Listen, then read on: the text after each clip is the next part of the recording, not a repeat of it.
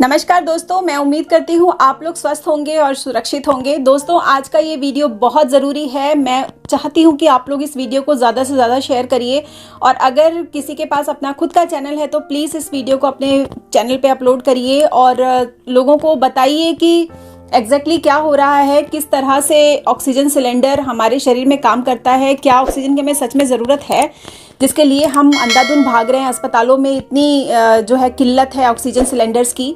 आज oxygen cylinders की कमी की वजह से लगभग सभी हॉस्पिटल्स के डॉक्टर्स जो हैं वो प्रोन पोजीशन को बहुत ज़्यादा एनकरेज कर रहे हैं। पेशेंट्स को बोल रहे हैं कि प्रोन वेंटिलेशन का इस्तेमाल करें घर पर ही, क्योंकि अस्पतालों में ऑक्सीजन की किल्लत है। इस चीज़ को लास्ट ईयर नहीं बताया गया। आप लोगों ने नोटिस किया होगा, लास्ट ईयर प्रोन पोजीशन के बारे में ज़्यादा बातचीत नहीं हुई थी।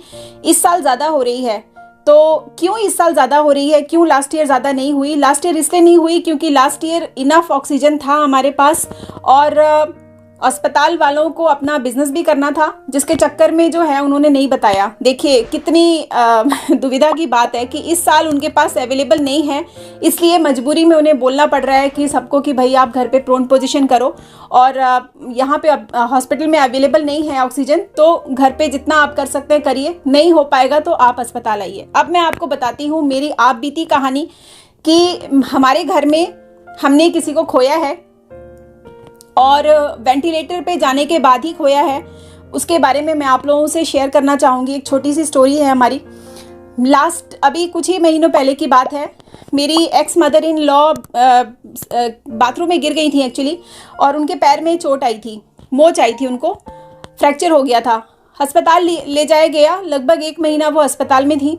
मुझे 1 महीने के बाद पता चला कि वो अस्पताल में है और 1 महीने के बाद उनको तबीयत थोड़ी उनकी ज़्यादा बिगड़ी, शायद दवाइयों की वजह से, मुझे नहीं पता किस कारण से, और उन्हें लाइफ सपोर्ट पे डाल दिया गया। लाइफ सपोर्ट पे मेरे ख्याल से वो 2 दिन थी। लोगों को उम्मीद नहीं थी कि वो बचेंगी, क्योंकि वैसे भी सबको पता है लाइफ सपोर्ट पे जाने के बाद कोई बचता नहीं है। तो शी वॉज सो स्ट्रॉन्ग कि वो वापस आ गई लाइफ सपोर्ट से, और वापस आने के बाद उनको नॉर्मल ऑक्सीजन पे रखा गया। मैं जब उनसे मिलने गई थी तब वो नॉर्मल ऑक्सीजन यूज़ कर रही थी। उस टाइम उनको डॉक्टर्स ने कहा कि उनके फेफड़ों में पानी भर रहा है, उनको निमोनिया हो रहा है, और उनके हिसाब से, डॉक्टर्स के हिसाब से, she was diagnose with a 4 stage lung cancer, जो कि हमने कभी नहीं सुना था कि उनको कभी लंग्स में प्रॉब्लम हुई, कभी उन्होंने खांसी, कुछ नहीं। मतलब उनके पूरे परिवार वाले आश्चर्यचकित थे कि ये कहाँ से नई बीमारी आ गई इनको, मम्मी ने तो कभी बताया ही नहीं। तो डॉक्टर्स ने बोला कि ये लास्ट स्टेज पे पता चला है अभी, और मेरे मिलने के 2 या 3 दिन के बाद उनकी मौत हो गई। तो ये तो मेरी मदर इन लॉ की कहानी थी। अभी मैं आपको ये बताती हूँ कि ऑक्सीजन आपके बॉडी में जब कॉन्सेंट्रेटेड फॉर्म में जाता है तो वो कितना टॉक्सिसिटी क्रिएट करता है।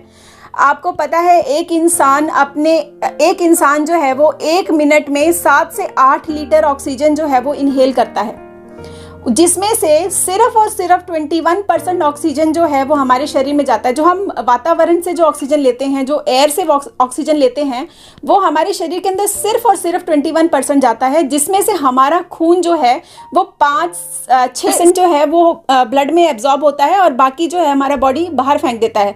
मतलब 15% तो बाहर निकाल देता है। अब जब हम वेंटिलेटर पे जाते हैं या ऑक्सीजन सिलेंडर यूज़ करते हैं तो होता क्या है कि हमारा बॉडी में जब ऑक्सीजन बहुत तेज़ी से जा रहा होता है और बहुत कॉन्सेंट्रेटेड फॉर्म में जा रहा होता है, इससे क्या होता है कि जो हमारे माइटोकॉन्ड्रिया है वो फ्री रेडिकल बनाना शुरू कर देते हैं। बहुत बड़ी तादाद में फ्री रेडिकल बनाते हैं, और 3 तरह के फ्री रेडिकल्स जो हैं वो बनाए जाते हैं, हमारे बॉडी में बनते हैं, जिनमें से एक का नाम है नाइट्रिक ऑक्साइड, जो हम लोगों ने कई बार अपनी वीडियोस में शेयर किया है नाइट्रिक ऑक्साइड के बारे में। दूसरा है पेरोक्सी नाइट्रेट, तीसरा जो है ट्राईऑक्सीडेन। ये तीनों जो है वो बहुत ज़्यादा मात्रा में बढ़ जाती है, और ये जो फ्री रेडिकल्स हैं ये कोशिकाओं की दीवारों को नुकसान पहुंचाती हैं बहुत बुरी तरह से। तो अगर बहुत ज़्यादा मात्रा में ऑक्सीजन हमारे फेफड़ों में चली जाएगी तो हमारी जो फेफड़ों की एल्वेलाई है वो फूल जाती है। हमारे फेफड़ों की एल्वेलाई फूल जाती है, और आपको पता है ऑक्सीजन जो हम ऑक्सीजन लेते हैं और जो हम छोड़ते हैं कार्बन डाइऑक्साइड, आप कभी नोटिस करना उसमें पानी की क्वांटिटी होती है। तो सोचिए जब आप बहुत तेज़ी से अंदर ले रहे हैं ऑक्सीजन को, बहुत ज़्यादा मात्रा में ले रहे हैं तो आपका एल्बोलाई जो है वो स्वेलिंग होने के साथ साथ पानी भी उसमें भरने लग जाता है, और वो पानी भरने की वजह से निमोनिया का पेशेंट बन जाता है। जो पेशेंट होता है उसको निमोनिया हो जाता है, और बहुत ही रेयर चांसेस ऐसा होता है कि पेशेंट बच के बाहर आ जाए। ज़्यादातर पेशेंट की डेथ हो जाती है। तो आपने नोटिस किया होगा, बहुत सारे लोग ये बोल रहे हैं कि हमारा पेशेंट जो है वो अस्पताल तो चलते फिरते गया और वहाँ जाने के बाद उसकी मौत हो गई। यही एक बहुत बड़ा कारण है कि इतने सारे फ्री रेडिकल्स बॉडी में बनने लगते हैं, इतनी ज़्यादा डैमेज हो जाता है, फेफड़े पूरी तरह से ख़राब हो जाते हैं, जिसकी वजह से ऐसा होता है। कुछ लोग बड़े किस्मत वाले होते हैं, बच के चले आते हैं, लेकिन फेफड़ों से जो है उनको निमोनिया का शिकार हो जाते हैं। उनको वापस से रिकवर करने में लगभग सालों लग जाते हैं। और यकीन मानिए 99% जो लोग हैं, पेशेंट हैं, अगर वेंटिलेटर पे गए, ऑक्सीजन पे गए, लाइफ सपोर्ट पे गए तो वो वापस नहीं आते हैं। यही एक सबसे बड़ा कारण है कि जिस रफ्तार से ऑक्सीजन, और जितनी ज़्यादा ऑक्सीजन जो है एल्बोलाई में छोड़ी जाती है, लंग्स में छोड़ी जाती है, वो कितना ज़्यादा डैमेज करता है। मतलब सोचिए, आपके लंग्स में पानी भर गया, पानी जब भर जाएगा, ब्लॉक बढ़ जाएगा, तो ऑक्सीजन कैसे एब्जॉर्ब होगा? बॉडी एब्जॉर्ब कर ही नहीं पाती है। तो इस तरह से दम घुटने से लोग जो है वो मर जाते हैं। तो अगर आप ये सोच करके लेकर के जा रहे हैं अपने पेशेंट को कि हम चंद सांसें खरीद लेंगे अस्पताल से, तो ऐसा आप बिल्कुल नहीं कर रहे। आप बल्कि अपने पेशेंट की जान लेने के लिए उसको वहाँ लेकर के जा रहे हैं। मैं ये नहीं कहती आप मत लेकर के जाइए, आपकी इच्छा है, लेकिन जो सच है मैं वही आपको बता रही हूँ। तो करना क्या है, जैसे ही आपको लगे कि आपके पेशेंट की तबीयत थोड़ी ख़राब हो रही है, सांस फूल रही है, सांस लेने में दिक्कत हो रही है, हमने बहुत सारे वीडियो शेयर किए हैं प्रोन पोजीशन की। पेशेंट को प्रोन पोजीशन में लिटा दीजिए, पंखे चालू कर दीजिए, घर के खिड़कियां दरवाजे खोल दीजिए, उसको स्वच्छ हवा आने दीजिए, ज़्यादा लोगों को घेरिए मत वहाँ पर, उसको खुली सांस लेने दीजिए, और धीरे धीरे उसका ऑक्सीजन सैचुरेशन आप ऑब्जर्व करते रहिए। आपको थोड़े ही घंटों में पता लग जाएगा कि उसका ऑक्सीजन सैचुरेशन जो है वो बढ़ना शुरू हो गया है। जैसे ही वो प्रोन पोजीशन में उल्टा लेटेगा, हार्ट का प्रेशर नीचे आ जाएगा, लंग्स अपनी तरफ से पूरे जो ऑक्सीजन है उसको अंदर ले पाएंगे और छोड़ पाएंगे। क्योंकि जब आप ऑक्सीजन बाहर से देंगे, आर्टिफिशियल तरीके से देंगे, तो ब्रेन वो सिग्नल देना भी बंद कर देता है, लंग्स काम करना ही बंद कर देते हैं। तो जब आप बंदे को नॉर्मल एयर दे रहे हैं तो फेफड़े काम करते रहेंगे।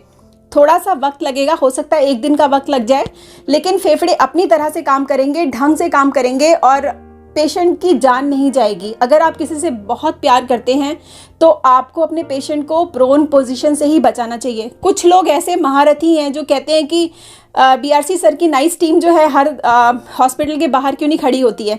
तो आप लोग किस लिए हैं? आप लोगों को इतनी सारी इन्फॉर्मेशन दी जा रही है, क्या आप लोग अपने दोस्त, परिवार, रिश्तेदार में नहीं बांट सकते ये बातें? हर किसी का हर जगह होना पॉसिबल नहीं होता है। विश्वरूप जी भगवान नहीं है, इंसान है, और वो उनके कुछ इतनी बड़ी टीम नहीं है कि वो हर एक अस्पताल के बाहर लोग पंखा लेके खड़े रहें। इतनी समझ तो आपको भी होनी चाहिए। तो बजाय इस चीज़ का आप लोग मजाक उड़ाएं, आप लोग इसको सीरियस लीजिए और अपने अपने फैमिली में इसको इस्तेमाल कीजिए, क्योंकि ये चीज़ जान बचा सकती है। और मेरे घर में ऐसा हुआ है, इसलिए मैं बता रही हूँ आप लोगों को कि प्लीज़ इसको लाइट मत लीजिएगा। ये बहुत ज़्यादा डेडली होता है।